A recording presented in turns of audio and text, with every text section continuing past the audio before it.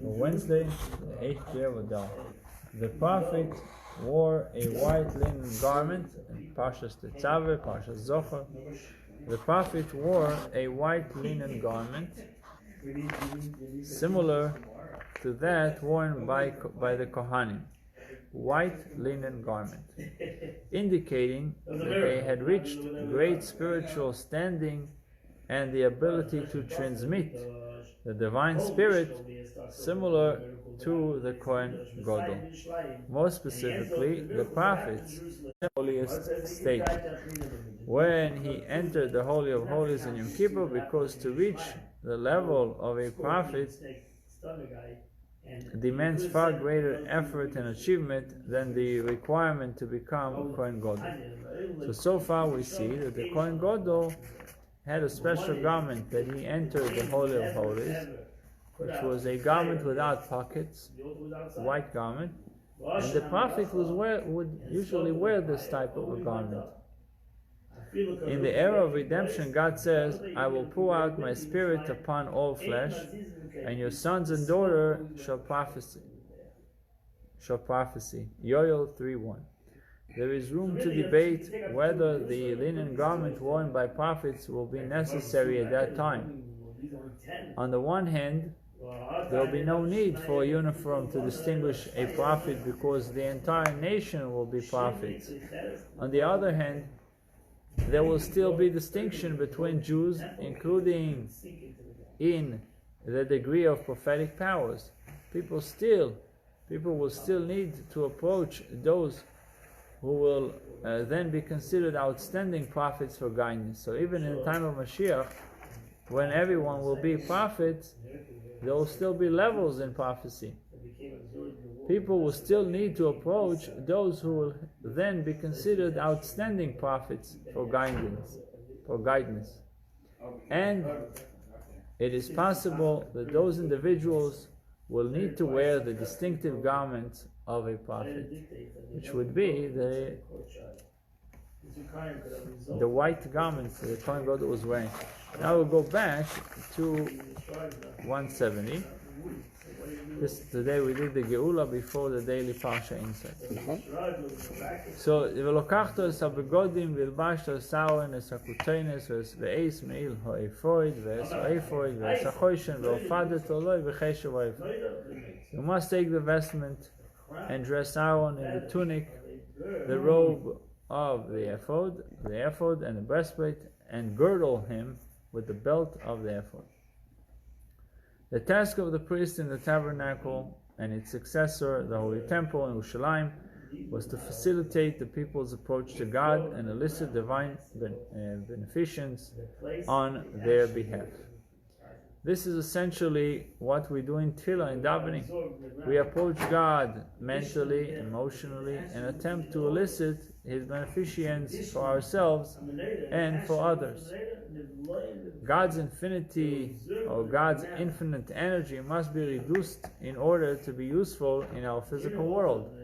Somewhat like electric current must be stepped down to power households. This was accomplished in the tabernacle by means of a priest's clothing. On the one hand, clothing hides us. It doesn't show who you are.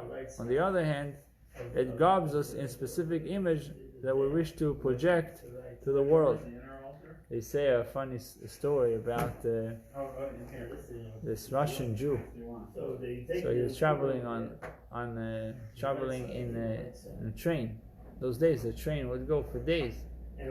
So he was very tired. He went to one of those. The train had rooms to sleep. So he asked the guy to sleep on a bed. He gave him a bed to sleep and told him to wake him up at 3 o'clock in the morning. He has to get off. So that's okay. Goes to sleep. In the meantime, other people walk into the room. The Russian officer also walked into the room. All took off their clothes and went to sleep. At 3 o'clock in the morning, the conductor comes and wakes up the Jew. So he didn't see the clothes. He put on the jacket of the officer. He doesn't notice. He walks. He gets to his house. His wife is looking. He looks at him. He's like,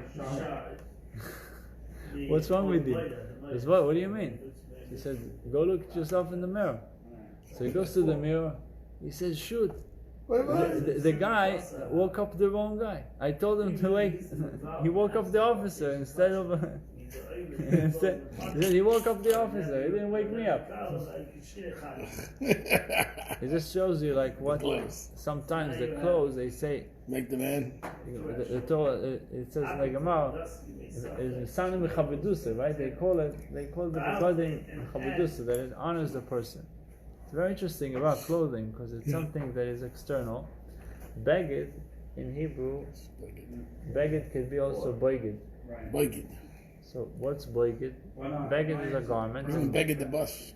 Get on the beged. No, that's eged. Beged. Beged is a garment, and boged is the same letters, which means a traitor. It means what? Traitor. To betray somebody. Be a traitor. So it says Vayorach Esleach Begodol. The Gemara says Atikir Begodol Ela Boigdo. That Yitzchok already smelled the boigdim. When he saw it. Right? The dress betrayed the person. It says about Yosef that she held on to Matonach Bigdoy Etzlo. Bigdoy again, a garment.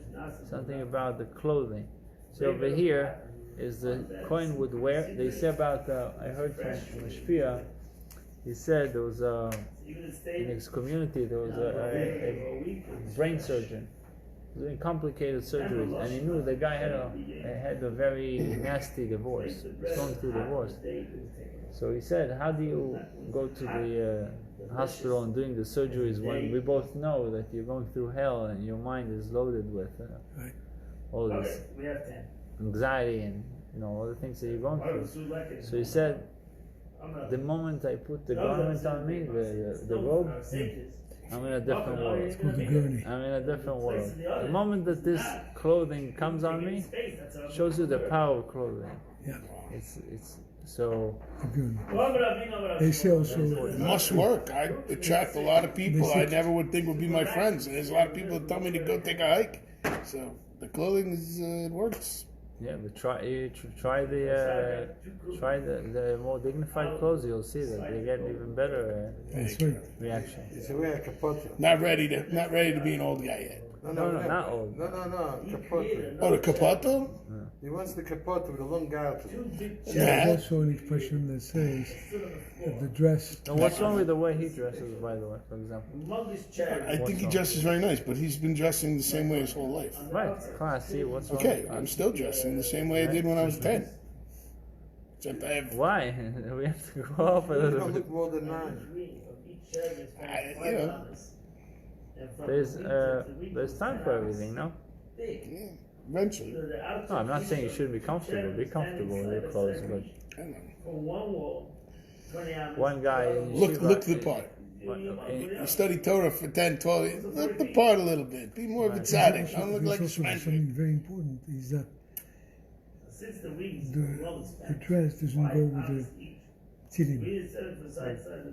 Understand? Sometimes you wonder, people look at him, look at the tzilim, say, look at this Jew. So maybe you do the secretion of name of Hashem. No, gosh. Because it says that the person is supposed to dress to represent Hashem, cover your head and so on. You have to be dressed nicely, clean and so on. Right. Because you represent Hashem. Right. Definitely. I think I dress pretty nice. Just don't dress fancy. Let me, I dress for a guy that has to pack boxes all day and has to work in the garage. No, but I think that you people will be more attentive and to you when you dress a little more. Now, be casual. I work with her on Shabbos. got that. Thank you, Rabbi. Right? That's fine. Good time. Yeah. Anyway, similarly, by choosing the proper physical clothes and our spiritual garments, our thoughts, words, and deeds, we're able to approach God in prayer and channel His infinite energy into modes that are beneficial to ourselves and the world in general. So, I want to read it again. Yeah, it's okay. I've done it. I understand. Yeah. I understand. Thank you, Rabbi. There's We all also, have to improve. there's also